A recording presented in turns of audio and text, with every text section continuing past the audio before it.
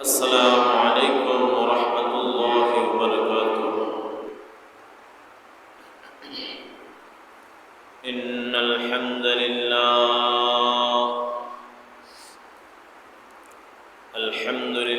نحمده ونستعينه ونستغفره ونؤمن به ونتوكل عليه ونعوذ بالله من شرور أنفسنا ومن سيئات أعمالنا من يهده الله فلا مضل له ومن يضلله فلا هادي له واشهد أن لا إله إلا الله وحده لا شريك له واشهد أن سيدنا وسندنا وحبيبنا ومولانا محمدا عبده ورسوله أعوذ بالله من الشيطان الرجيم بسم الله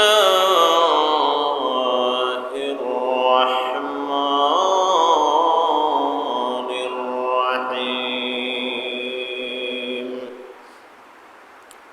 رب هب لي من الصالحين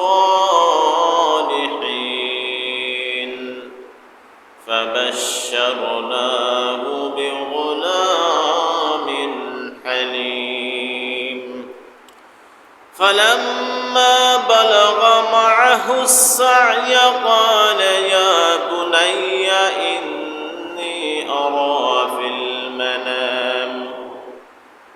إني أرى في المنام أني أذبحك فانظر ماذا ترى قال يا أبت افعل ما تؤمر ستجدني إن شاء الله من الصابرين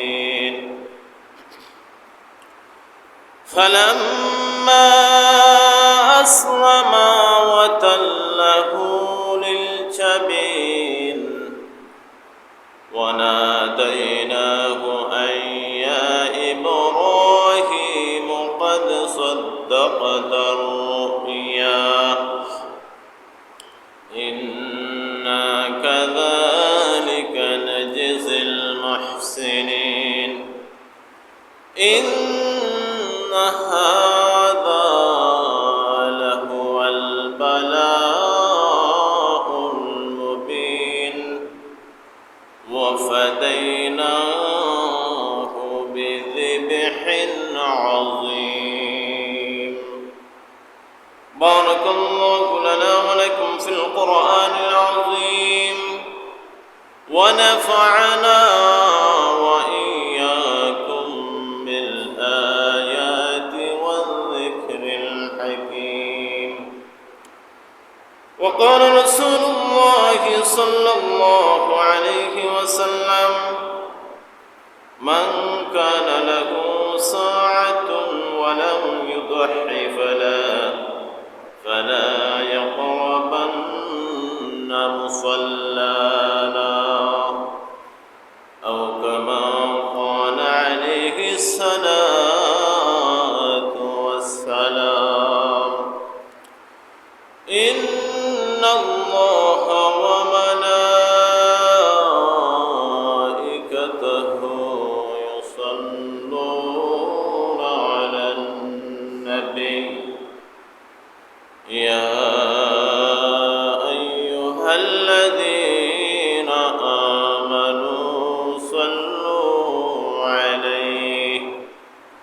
صلوا عليه وسلموا تسليما اللهم صل على سيدنا مولانا محمد وعلى آل سيدنا مولانا اللهم صل على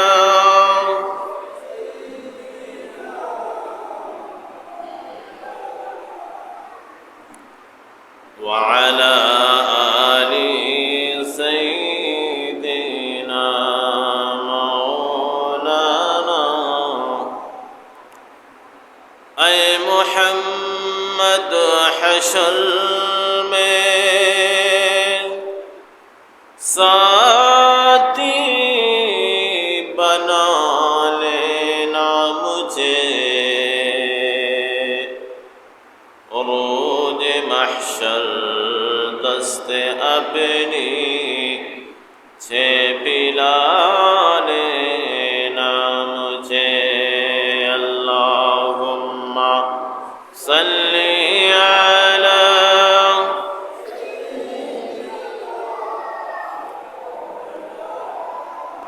मुहम्मद वअला आलि सय्यिदिना मौलाना बलगल उला बिकमालिही कशफत तुजा बिजमालिही हसनत जमीअ ख़िसालिही सल्लु अलैहि इलाही दिखा दे हमें दियारे मदीना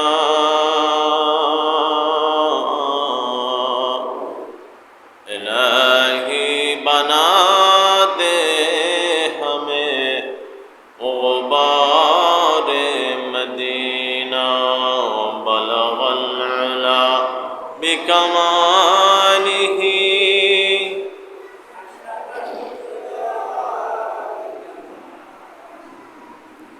हसनत जमीअ ख़िसालिही सल्लु अलैहि अस्तग़फिरुल्लाह इन्नल्लाह गफ़ूरुर रहीम अस्तग़फिरुल्लाह अल्लज़ी ला इलाहा इल्ला हुवल हय्युल क़य्यूम व अतूबु इलैहि ला हौला वला क़ुव्वता इल्ला बिल्लाहिल अलिय्यिल अज़ीम सुब्हानल्लाहि व बिहम्दिहि सुब्हानल्लाहिल अज़ीम ला इलाहा इल्लल्लाहु मुहम्मदुर रसूलुल्लाह सल्लल्लाहु अलैहि वसल्लम। কলেজের বাজার কেন্দ্রীয় জামে মসজিদের সম্মানিত মুসল্লিয়ানে কেরাম,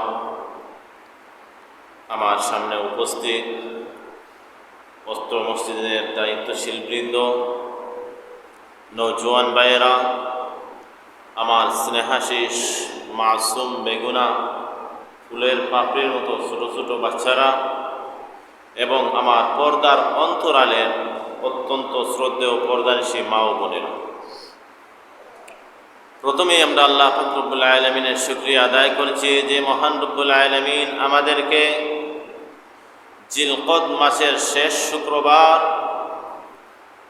এই শুক্রবারে মসজিদের ঘরের মধ্যে এসে বসে কোরআন হাদিস থেকে আলোচনা করার এবং শোনার যে তৌফিক দান করেছেন, সেই জন্য মহান রব্বুল আলামিনের দরবারে আমরা শুকরিয়া আদায় করে জোরে বলুন আলহামদুলিল্লাহ।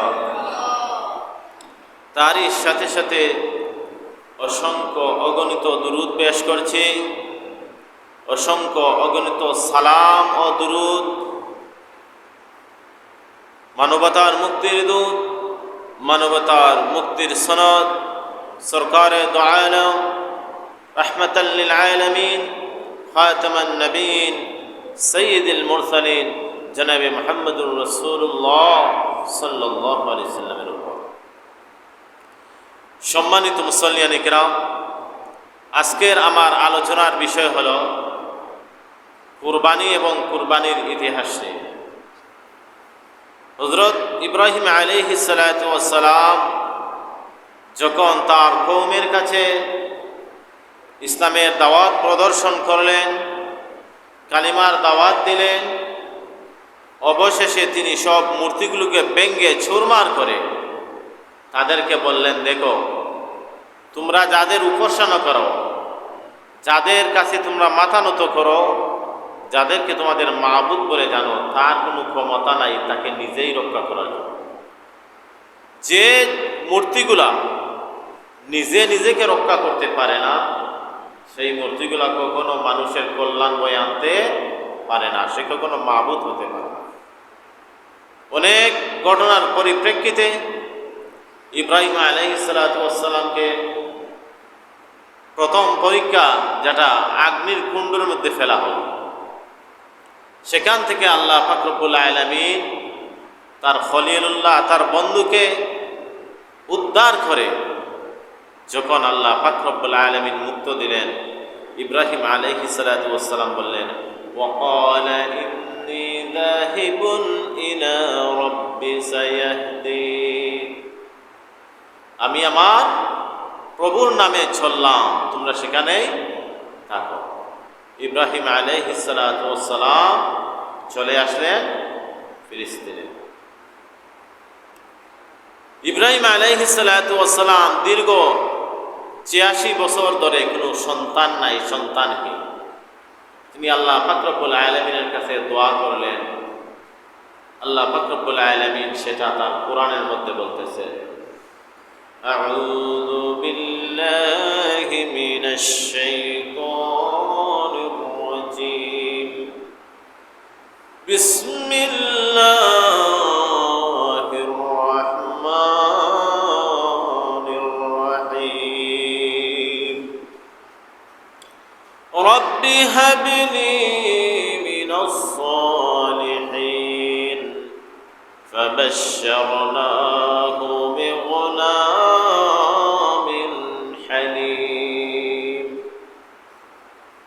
ইব্রাহিম আলাইহিস সালাতু ওয়াস সালাম ৮৬ বছর বয়সে আল্লাহ পাক রব্বুল আলামিনের কাছে দোয়া করলেন, রব্বি হাবলি মিনাস সালিহিন, ও রব্বুল আলামিন, আপনি আমাকে পবিত্র একটা পুত্র সন্তান দান করুন। জবাবে আল্লাহ পাক রব্বুল আলামিন বলেন, ফাবাশশারনাহু বিগুলামিন হালিম, আমি তাকে ৮৬ বছর বয়সে, বৃদ্ধ বয়সে একটা পুত্র সন্তান দান করলাম, যার নাম হলো ইসমাঈল আলাইহিস সালাতু ওয়াস সালাম। আল্লাহ পাক রব্বুল আলামিন ৮৬ বছর বয়সে যখন ইব্রাহিম আলাইহিস সালাতু ওয়াস সালামকে তার কলিজার টুকরা একটা পুত্র সন্তান দান করলেন, সেই ইসমাঈল আলাইহিস সালাতু ওয়াস সালাম যখন চলাফেরা করার বয়সে উপনীত হলেন, তাফসীরে মারিফুল কোরআনের মধ্যে লিখেন, যখন ইব্রাহিম আলাইহিস সালাতু ওয়াস সালামের বয়স 13 বছর, আবার কেউ কেউ বলেন 6 বছর, আবার কেউ কারো কারো মধ্যে 7 বছর যখন বয়স ছিল, তখন ইসমাঈল আলাইহিস সালাতু ওয়াস সালাম তার পিতার সাথে যখন চলাফেরায় উপনীত হলেন, ইব্রাহিম আলাইহিস সালাতু ওয়াস সালাম বলেন, قال يا أبت افعل ما تؤمر, ইব্রাহিম আলাইহিস সালাতু ওয়াস সালাম বলেন, فلما بلغ معه السعي قال يا بني إني أرى في المنام أني أذبحك فانظر ماذا ترى ইব্রাহিম আলাইহিস সালাম বললেন, ও আমার পুত্র ইসমাঈল আলাইহিস সালাম, আমি স্বপ্নে দেখেছি আমি তোমাকে জবাই করতেছি, আল্লাহর রাস্তায় তোমাকে আমি কুরবানি দিতেছি।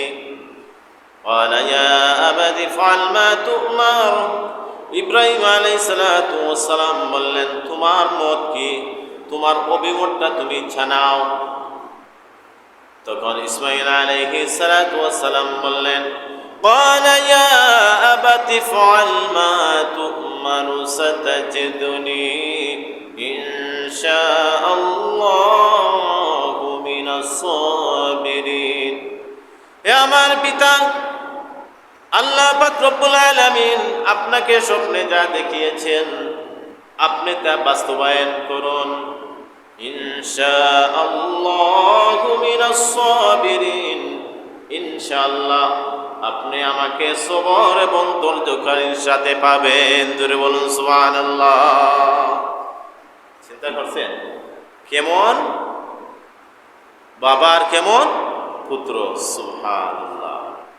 নবীর ছেলে নবী। ইব্রাহিম আলাইহিস সালাম বলেন, হে পুত্র, আমি তোমাকে স্বপ্নে দেখেছি কি করতেছি, তোমাকে আমি জবাহ করতেছি। ফালাম্মা বালাগা মাআহু সাইয়া ক্বালা ইয়া বুনাইয়া, ইয়া বুনাইয়া তো হে পুত্র শুনো। قال يا بني إني أرى في المنام أني أذبحك فانظر ماذا ترى। তোমাকে আমি স্বপ্নে দেখতেছি জবাই করতেছি, তোমার অভিমত কি? ইব্রাহিম আলাইহিস সালাম ইসমাঈল আলাইহিস সালাম থেকে পারমিশন নিতেছেন। যদি ইসমাঈল আলাইহিস সালাম পারমিশন নাও দিতেন তাহলে হযরত ইব্রাহিম আলাইহিস সালাম আল্লাহর হুকুম যেটা, অর্থাৎ আল্লাহ পাক রব্বুল আলামিন তিনিকে যে স্বপ্ন দেখিয়েছেন সেই স্বপ্ন তিনি বাস্তবায়ন করতেন। কিন্তু পুত্রের কাছ থেকে তিনি অনুমতি নিলেন। ইসমাঈল আলাইহিস সালাম সুন্দর জবাব দিলেন। এই যে পরীক্ষা আল্লাহ রব্বুল আলামিন তার বন্ধু ইব্রাহিম খলিলুল্লাহ আলাইহিস সালামকে কঠিন পরীক্ষা করতে চাইলেন। এক নম্বর পরীক্ষা হলো নমরুদের আগুনের কুণ্ডুলের মধ্যে, আর 2 নম্বর পরীক্ষা হলো 86 বছর বয়সে যখন একটা পুত্র সন্তান দান করলেন, সেই সন্তানটা যখন 13 বছর বয়স হয়, সেই সন্তানটা যখন 12-14 বয়স হওয়ার পরে মা বাবার অনেক স্বপ্ন থাকে, ছেলে সন্তান হোক আর মেয়ে সন্তান হোক, বিশেষ করে ছেলে সন্তানের প্রতি মা বাবার ভবিষ্যতের অনেক আকাঙ্ক্ষা থাকে, অনেক স্বপ্ন থেকে ছেলেকে নিয়ে। এমন মুহূর্তে আল্লাহ পাক রব্বুল আলামিন ইব্রাহিম আলাইহিস সালামকে পরীক্ষা করতে চাইলেন যে আমার বন্ধু, তুমি আমার জন্য বেশি মহব্বত করো, আমাকে বেশি মহব্বত করো না তোমার পুত্র সন্তান ইসমাঈল আলাইহিস সালামকে বেশি মহব্বত করো? সেই পরীক্ষাটা করার জন্য আল্লাহ পাক রব্বুল আলামিন স্বপ্ন যোগে ইসমাঈল আলাইহিস সালামকে কুরবানি দিতে দেখালেন। জোরে বলুন সুবহানাল্লাহ। আল্লাহ কঠিন পরীক্ষা নিলেন। তাহলে এই পরীক্ষায় ইব্রাহিম আলাইহিস সালাম পাস করতে পেরেছিলেন কিনা? না, অবশ্যই সাকসেসফুল হয়েছিলেন, পাস করেছিলেন। এখন চিন্তা করুন আল্লাহর পরীক্ষা নবীদের জন্য কত কঠিন ছিল। আমরা কি পারবো সেই পরীক্ষায় পাস করতে? জোরে বলুন, অসম্ভব, অসম্ভব। আমাদেরকে যদি বলা হয় সামান্য অর্থ খরচ করার জন্য আল্লাহর রাস্তায় আমরা জান দিতে রাজি, কিন্তু মাল দিতে রাজি নয়। যেমন সামনে কুরবানির ঈদ আসছে, সেই কুরবানি করা ওয়াজিব। হযরত আবু হানিফা রাহমাতুল্লাহি আলাইহির মতে হলো যে ঈদের দিন সকাল পর্যন্ত, অর্থাৎ 10ই জিলহজ থেকে 13ই জিলহজ আসরের আগ পর্যন্ত কারো কাছে যদি নেশাব পরিমাণ সম্পদ অর্থাৎ 7.5 ভরি স্বর্ণ অথবা এর সম পরিমাণ টাকা, 52.5 তোলা রূপা অথবা এর সম পরিমাণ টাকা যদি থাকে, তাহলে কি করতে হবে? আল্লাহর রাস্তায় একটা পশু কুরবানি করতে হবে।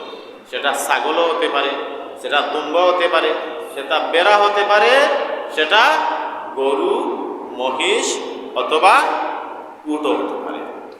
আপনার যেটা ইচ্ছা আপনি করতে পারেন। কিন্তু অনেক বিত্তবান মানুষ দেখা যায় সেই কুরবানিটুকু দিতে তার মন চায় না। আল্লাহ পরীক্ষায় পাস না ফেল। কিন্তু ইব্রাহিম আলাইহিস সালাতু ওয়াস সালামকে আল্লাহ পাক রব্বুল আলামিন কত কঠিন পরীক্ষা করলেন।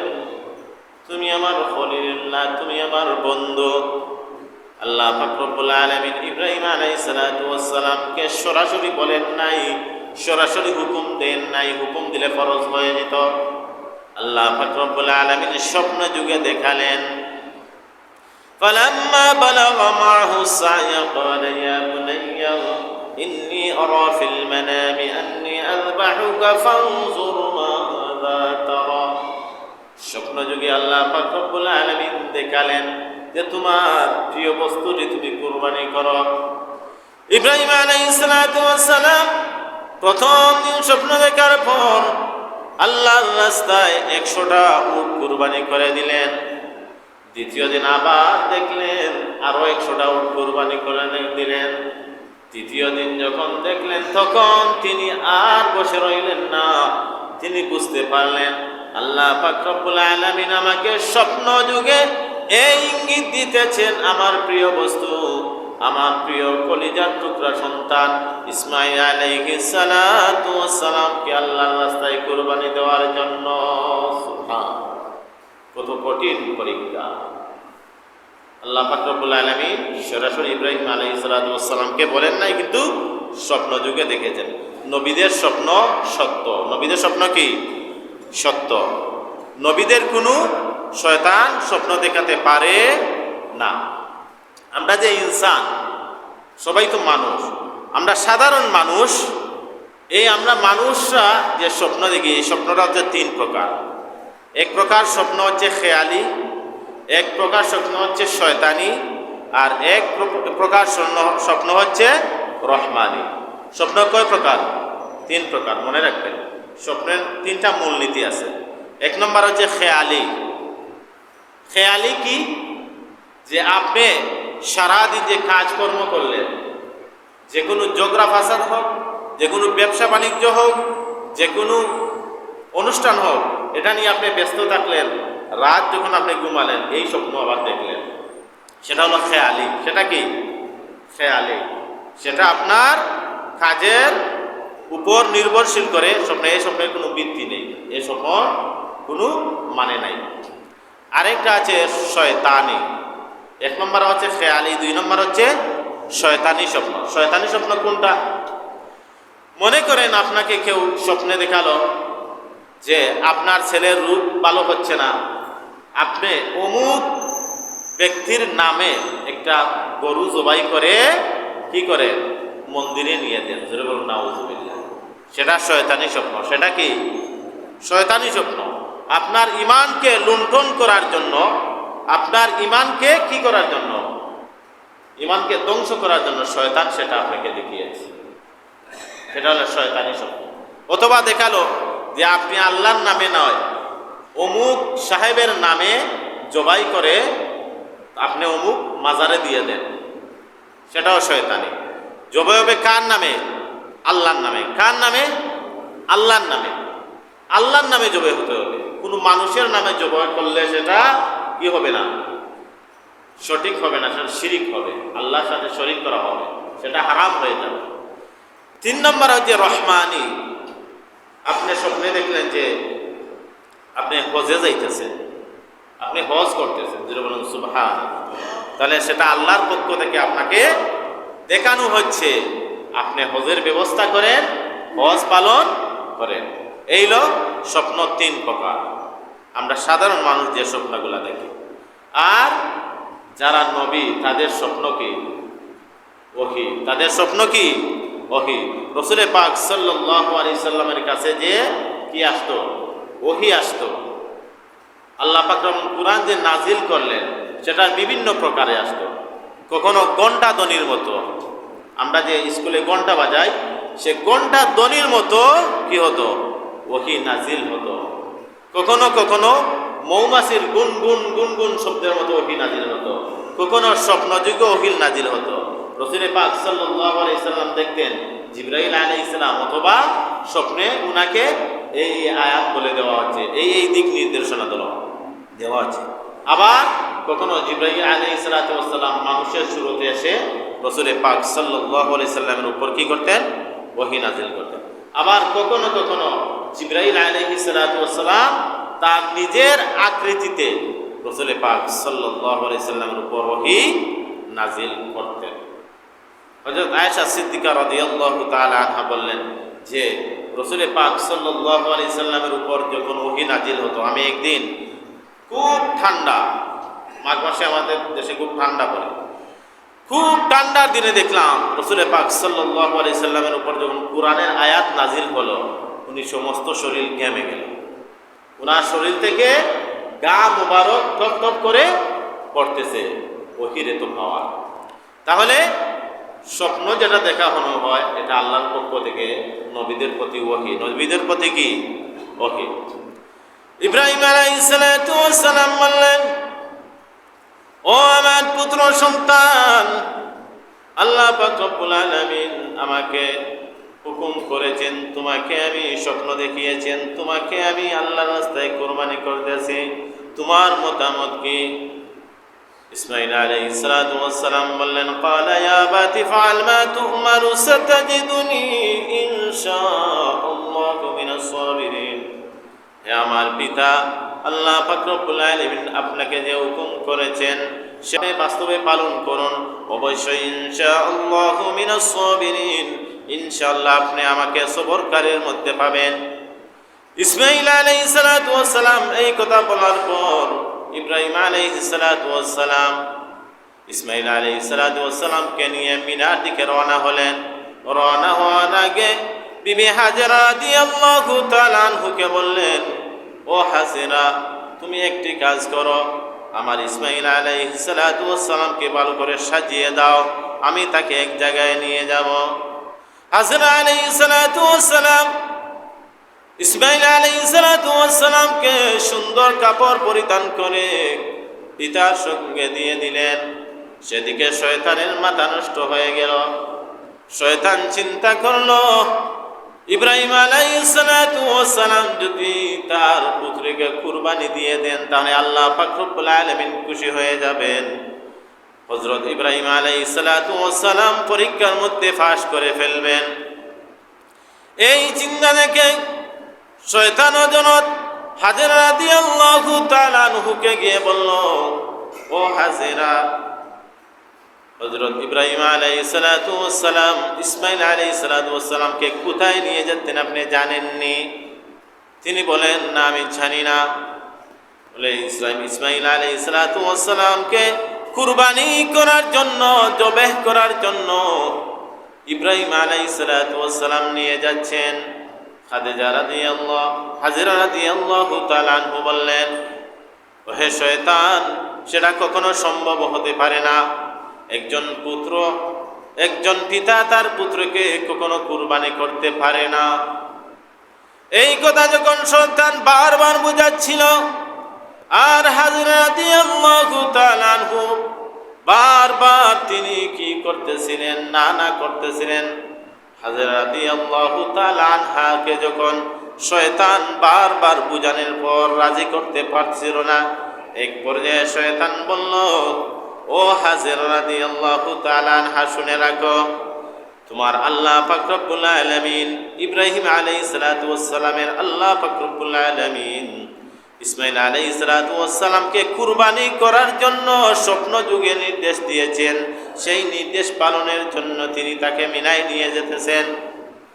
হাজেরা রাদিয়াল্লাহু তাআলা আনহু বলেন, ও শয়তান, যদি হযরত ইব্রাহিম আলাইহিস সালাম আমার আল্লাহর হুকুম পালনার্থে তার ইসমাইল আলাইহিস সালাতু ওয়াস সালামকে নিয়ে যদি মুমিনার মধ্যে কুরবানি করে দেন, তাহলে তুমি শয়তানের কি সমস্যা, তুমি আমার কাছ থেকে দূর হয়ে যাও। জোরে বলুন সুবহানাল্লাহ। চিন্তা করছেন নবীর স্ত্রীও কেমন? আল্লাহু আকবার, আল্লাহু আকবার। উনি বললেন তুমি শয়তান ছাড়া আর কোনো কিছু নয়, তুমি আমার কাছ থেকে কি বিদায় হয়ে যাও। শয়তান সেখান থেকে হতাশ হয়ে চলে গেল ইসমাইল আলাইহিস সালাতু ওয়াস সালামের কাছে। ইসমাইল আলাইহিস সালাতু ওয়াস সালামকে ডাক করে এদিকে আসো।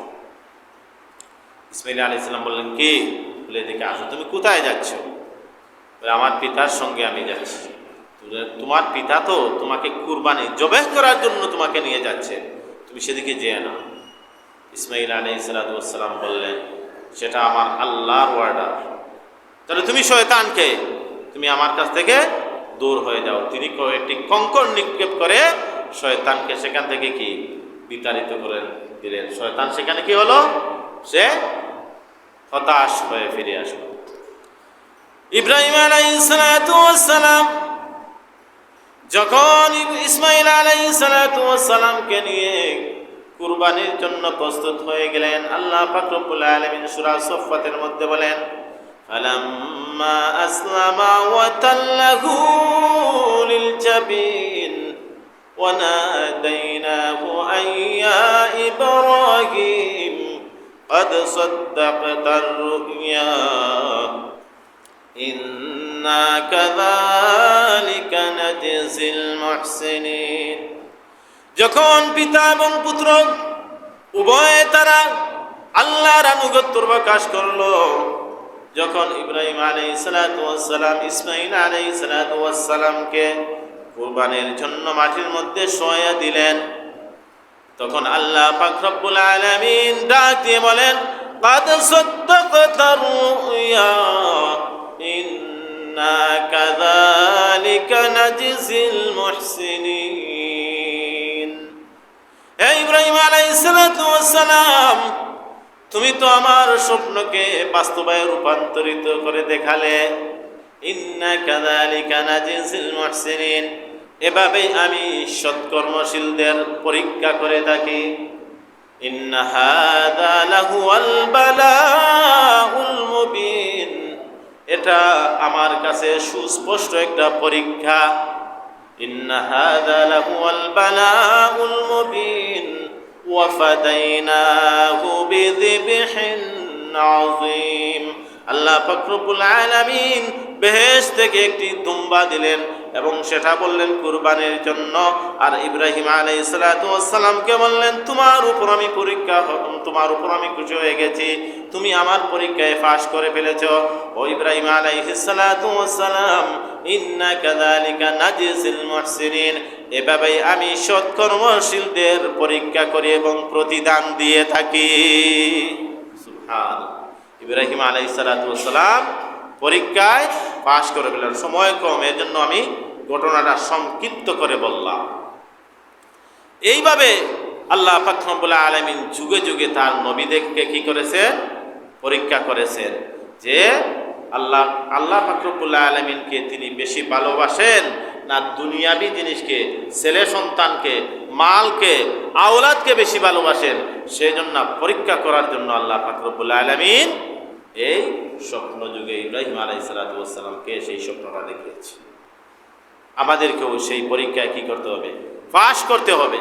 আমি শুরুতেই বলেছি, আপনি যদি মালে নেশাবের মালিক হন, নেশাব পরিমাণ মালের মালিক হন, আপনার উপর কুরবানি করা ওয়াজিব। এটা হলো আবু হানিফার মত। মালে নেশাব হলো বলেছি 7.5 ভরি স্বর্ণ অথবা টাকা, 52 তোলা রূপা অথবা এর সম পরিমাণ কি মূল্যবান টাকা। আচ্ছা, 52.5 তোলা রূপার দাম কত? যদি আমরা 1000 করে দেখি 52,500 টাকা। আর যদি 1500 করে ধরি তাহলে কত আসবে বিক্রির দাম? আপনি বিক্রি করতে যে দাম পাবে বেশ থেকে বেশ হলে 60-70 হাজার টাকার বেশি হবে।